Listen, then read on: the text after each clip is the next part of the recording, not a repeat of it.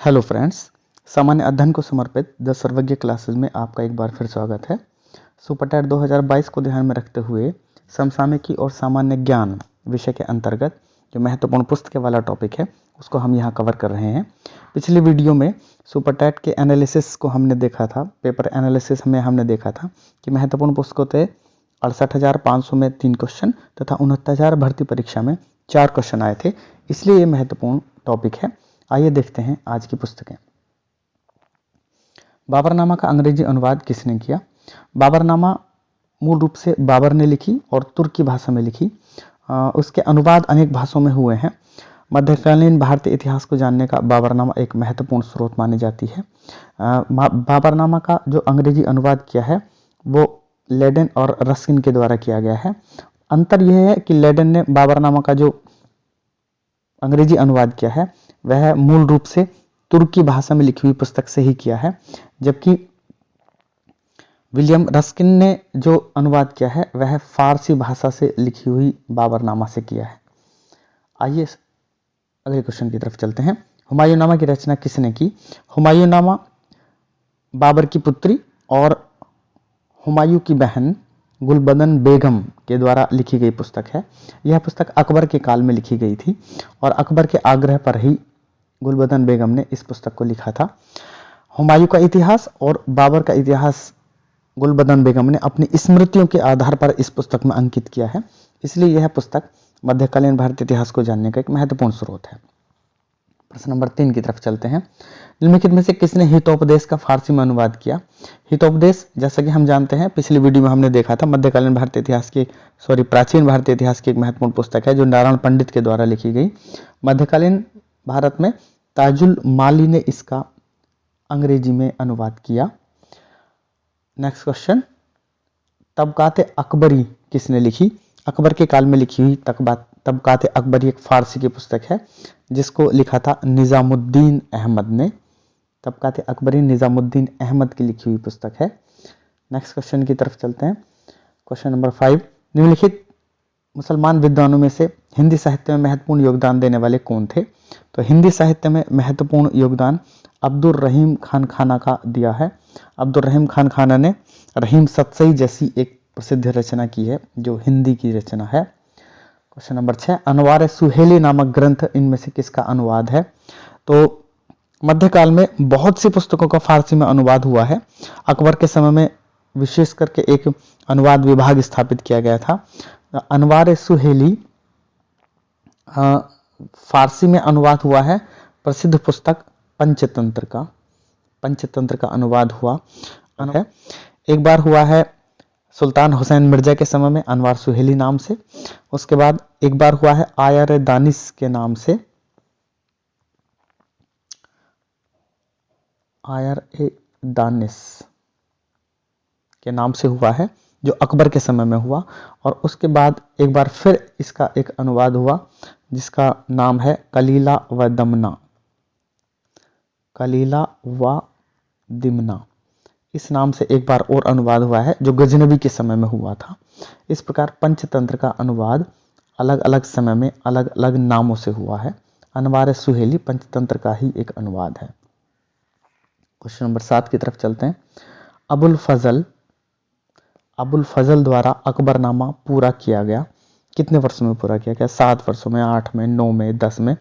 तो ध्यान रखने वाली बात है, कुछ किताबों में अलग अलग ऑप्शन और अलग अलग आंसर दिए हुए हैं, लेकिन यहां जो प्रश्न पूछा गया था एग्जाम में उसी का आंसर है। अकबरनामा 7 वर्षों में तैयार किया गया, जिसका समय था 1591 से 1598 तक। अबुल फजल ने लिखी अकबरनामा, अकबर के काल में लिखी, जो 3 जिल्दों में है, और उसकी जो तीसरी जिल्द है उसको हम आइन ए अकबरी के नाम से जानते हैं। इस प्रकार आइन ए अकबरी पुस्तक अकबरनामा का ही एक अंग है।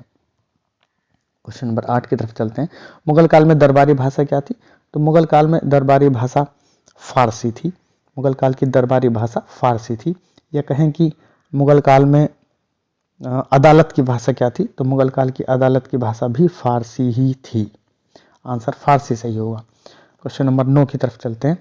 किताबुल हिंद की रचना के प्रसिद्ध लेखक का नाम क्या है? किताबुल हिंद अल-बरूनी की एक प्रसिद्ध रचना है, सैकड़ों बार एग्जाम में पूछा जा चुका है। किताबुल हिंद अल-बरूनी की रचना है। अल-बरूनी बहुभाषी था, वह संस्कृत भाषा भी जानता था, अरब से आने वाला एक यात्री था। अल-बरूनी अरब से आया, महमूद गजनवी के साथ वह भारत आया। उसका वास्तविक नाम अबू रेहान था और इस पुस्तक को तहकीक हिंद भी कहा जाता है। तहकीक हिंद के नाम से भी इस पुस्तक को जाना जाता है। इस प्रकार किताबुल हिंद अल-बरूनी की प्रसिद्ध रचना है। नेक्स्ट क्वेश्चन की तरफ चलते हैं। क्वेश्चन नंबर 10, तूतीय हिंद अमीर खुसरो का जन्म कहाँ हुआ? तो अमीर खुसरो की उपाधि रही है तूतीय हिंद। उन्होंने स्वयं को तूतीय हिंद की उपाधि दी थी। वो कहते थे कि मैं तूतीय हिंद हूँ, इसका मतलब हिंदुस्तान का तोता हूँ। तो उनका जन्म पटियाली नामक गांव में हुआ था। पटियाली जो उत्तर प्रदेश में है। उनका मूल नाम अबुल हसन यामिनुद्दीन खुसरो था और पटियाली गांव में उनका जन्म हुआ। अगले प्रश्न की तरफ चलते हैं। निम्नलिखित में से किसने दिल्ली के 7 सुल्तानों का काल देखा? दिल्ली के 7 सुल्तानों का काल अमीर खुसरो ने ही देखा। अमीर खुसरो ने दिल्ली के 7 सुल्तानों का काल देखा। बलबनी वंश, खिलजी वंश और तुगलक वंश के समय में उन्होंने अपनी सेवाएं दी। जिस वर्ष बिन तुगलक गद्दी पर बैठा 1325 ईस्वी में, उसी वर्ष 1325 ईस्वी में अमीर खुसरो की मृत्यु हुई। अगले प्रश्न की ओर चलते हैं। शाहजहांनामा के लेखक कौन है? तो शाहजहांकालीन इतिहास को जानने का एक स्रोत है। शाहजहां के द्वारा ही लिखवाया गया था और इसको इनायत खां ने लिखा था। शाहजहांनामा इनायत खां की पुस्तक है। नेक्स्ट क्वेश्चन की तरफ चलते हैं। पादशाहनामा का लेखक कौन है? पादशाह नामक जो पुस्तक है वो शाहजहां के दरबारी इतिहासकार रहे, उनका नाम था अब्दुल हमीद लाहौरी की प्रसिद्ध पुस्तक है। अब्दुल हमीद लाहौरी, शाहजहांनामा अब्दुल हमीद लाहौरी ने लिखी है। नेक्स्ट क्वेश्चन की तरफ चलते हैं। किस शासक के शासनकाल में उपनिषदों को फारसी में अनुवादित किया गया? तो उपनिषदों को फारसी में अनुवादित करने का कार्य शाहजहां के काल में हुआ और यह कार्य मूल रूप से दारा शिकोह के द्वारा कराया गया था। तो प्रश्न अलग अलग बन सकते हैं। किसने कराया? दारा शिकोह ने कराया था। और किसके शासनकाल में हुआ? शाहजहां के शासनकाल में हुआ।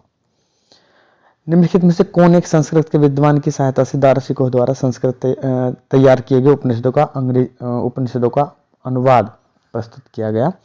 तो उपनिषदों का जो अनुवाद है वो दारा शिकोह ने, जैसा अभी बताया था आपको, फारसी में कराया। और ये जो फारसी में उपनिषदों का अनुवाद है ये सिर्र अकबर के नाम से है। यह प्रश्न बहुत बार आ चुका है। तो सिर्र अकबर नाम से 52 उपनिषदों का अनुवाद फारसी में दारा शिकोह के द्वारा कराया गया। इब्न बतूता द्वारा लिखी गई किताबुल रेहला किस भाषा में है? इब्न बतूता द्वारा लिखी गई किताबुल रेहला अरबी भाषा में है। इब्न बतूता अरब से आने वाला एक यात्री था। वह मोरक्को का एक यात्री था जिसने अरबी भाषा में लिखी रेहला को मध्यकालीन भारतीय इतिहास को जानने का एक महत्वपूर्ण स्रोत माना जाता है। इब्न बतूता लगभग 14 वर्षों तक भारत में रहा और बिन तुगलक के समय में उसे चीन भेजा गया अपना दूत बनाकर। 1333 में वो लगभग भारत आया जहां उसे दिल्ली का काजी बनाया गया। बिन तुगलक के समय में ही वह चीन भेजा गया एक दूत बनाकर, जहां उसके साथ कुछ लूटपाट हुई और वो श्रीलंका के रास्ते होते हुए चीन पहुंचा। अगले प्रश्न की तरफ चलते हैं। फिरदौसी द्वारा लिखा गया शाहनामा किसके शासनकाल से संबंधित है? फिरदौसी महमूद गजनबी के समय में इतिहासकार था और वह शाहनामा उसी के द्वारा लिखा गया। शाहनामा को बाद में फारस का राष्ट्रीय महाकाव्य घोषित किया गया है, इसलिए एक महत्वपूर्ण पुस्तक है। सैकड़ों बार एग्जाम में पूछी गई है। किसने महाभारत और गीता का फारसी में अनुवाद किया? महाभारत और गीता का फारसी में अनुवाद फैजी के नेतृत्व में हुआ। अकबर के द्वारा अपने शासनकाल में एक अनुवाद विभाग स्थापित किया गया था जिसके मुखिया फैजी थे। अकबर के राज कवि थे फैजी, अबुल फजल के बड़े भाई थे और उन्होंने बाद में गणित की पुस्तक लीलावती का भी फारसी में अनुवाद किया। इसलिए महाभारत और गीता का फारसी में अनुवाद फैजी के नेतृत्व में हुआ। रामायण का फारसी में अनुवाद किसके द्वारा किया गया? अकबर के आग्रह पर ही या अकबर के आदेश पर ही रामायण का फारसी में अनुवाद अब्दुल कादिर बदायूनी के द्वारा किया गया। यद्यपि बदायूनी एक कट्टर व्यक्ति थे धार्मिक रूप से और वो इससे सहमत नहीं थे कि उन्हें रामायण जैसी पुस्तक का अनुवाद करना पड़े, लेकिन फिर भी अब्दुल कादिर बदायूनी ने अकबर के आदेश पर रामायण का फारसी में अनुवाद किया। नेक्स्ट क्वेश्चन की तरफ चलते हैं। तुलसीदास ने रामचरितमानस की रचना किसके काल में की? तो तुलसीदास ने रामचरितमानस की रचना अकबर के काल में की है। तुलसीदास 1574 में अयोध्या में उन्होंने रामायण का लेखन आरंभ किया और अयोध्या, वाराणसी और चित्रकूट होते हुए यह रचना पूरी हुई।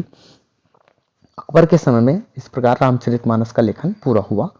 जहांगीर के समय में सूरदास ने सूरसागर लिखी और अकबर के समय में तुलसीदास ने रामचरितमानस की रचना की। यही आज की वीडियो के महत्वपूर्ण प्रश्न थे। आशा है आपको पसंद आए होंगे। धन्यवाद।